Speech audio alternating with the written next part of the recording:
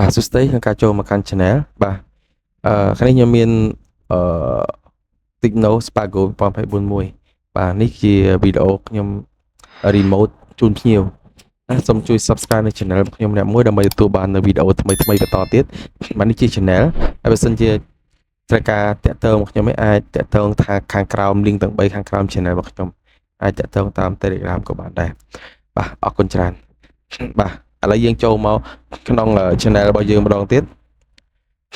បាទនេះជាវីដេអូដោះលេខកូដដៃក៏ account លើ Techno Spargo 2024បាទនេះខ្ញុំ remote ជូនភ្ញៀវទេបាទឥឡូវយើងចេញ stop សិនមកហើយបើសិនជាបងប្អូនត្រូវការឲ្យខ្ញុំធ្វើពីចម្ងាយអីអាចតាក់ទងមកបានបាទខ្ញុំធ្វើដូចក្នុងវីដេអូនេះអញ្ចឹងបាទយើងធ្វើ select សិនមក Spargo 2024ហើយយកពាក្យថា factory reset គឺដោះលេខកូដដៃបាទឥឡូវយើងបើក device manager សិនដើម្បីមើល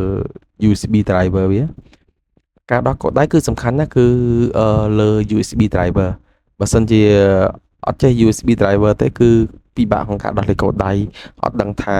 ស្គាល់មិនស្គាល់ឬក៏មានបញ្ហាអីទេបាទអញ្ចឹងការដោះលេខកូដដៃត្រូវតែបើក USB device manager នឹងសិន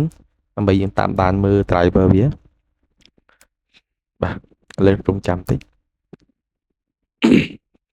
បាទឃើញថាស្គាល់ហើយប៉ុន្តែវាអត់ load ចូលទៅក្នុងទេឥឡូវយើងចូលទៅ Series driver បន្តិចបាទស្រេចខាងក្រោមហ្នឹងមកបាទឃើញថាវាស្គាល់ driver ហើយបាទមិញហ្នឹងរឿងលឿនតិចដែរអញ្ចឹងមើលតន់ទៅ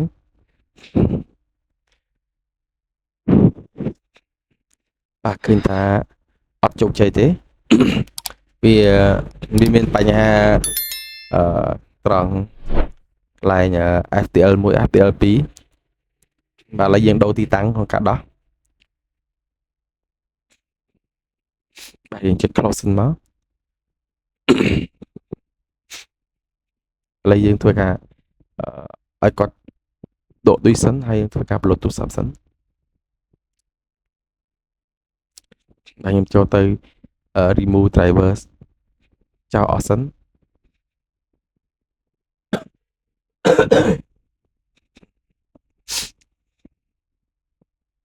បាទឃើញថាឥឡូវខ្ញុំចូលទៅ remove driver សិន remove driver ចាស់ៗរបស់គាត់ខ្លាចកុងរបស់គាត់ពីមុនឥឡូវយើងចូលទៅ remove ចោលអស់ហើយចាំយើងចូលទៅធ្វើម្ដងទៀតអូខេយើងបាន remove driver ឬរបស់គាត់អស់ហើយឥឡូវយើងចាប់ផ្ដើមធ្វើម្ដងទៀតសិន select ម្ដងទៀតហើយយកពាក្យថាចង់ធ្វើតាម meta mode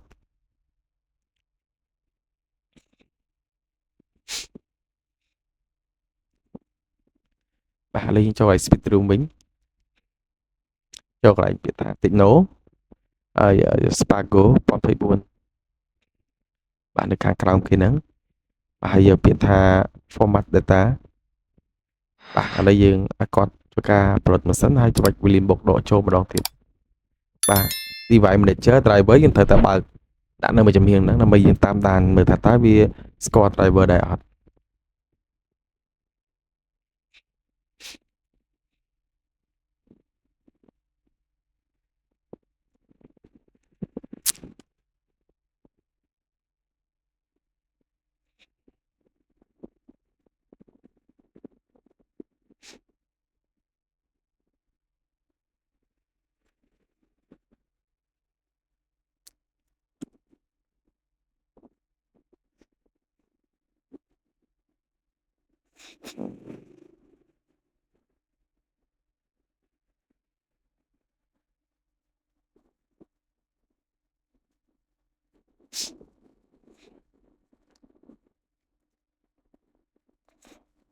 បាទរងចាំតិច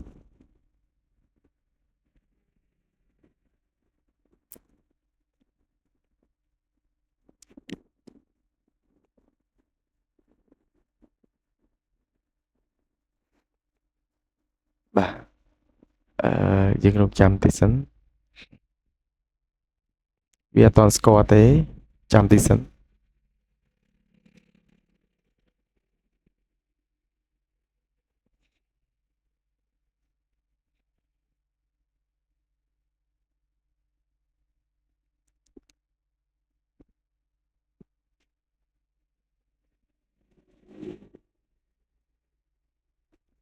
ដោយសារយើងយូរដោយសារអីទូរស័ព្ទហ្នឹងមិនមែននៅនឹងយើងអញ្ចឹងទៅយើង remote អញ្ចឹងយើងរងចាំគេដែរ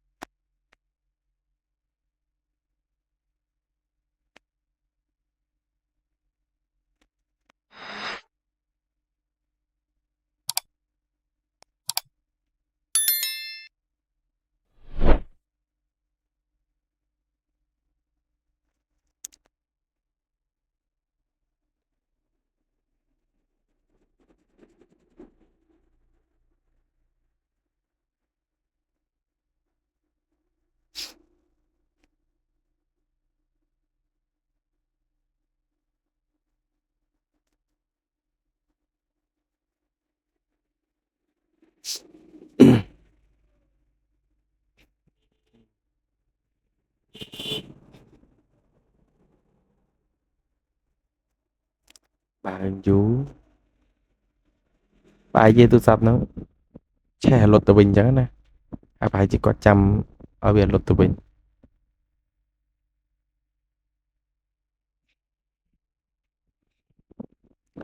បាទចាំតិច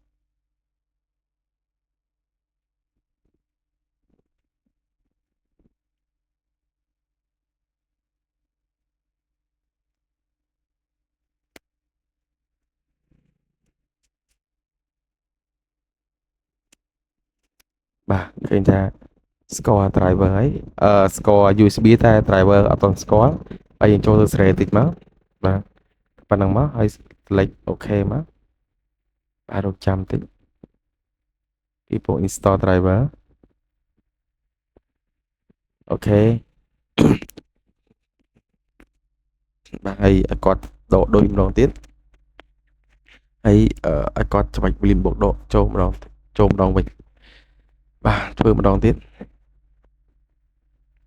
បាទយើងរងចាំតិច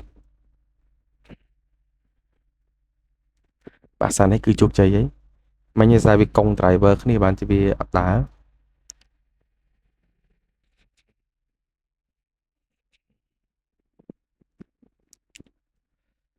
បាទឥឡូវស្គាល់ហើយឃើញទេដាក់មួយស្គាល់មកបន្ទាប់ពីសេរី driver ហើយគឺជោគជ័យហើយ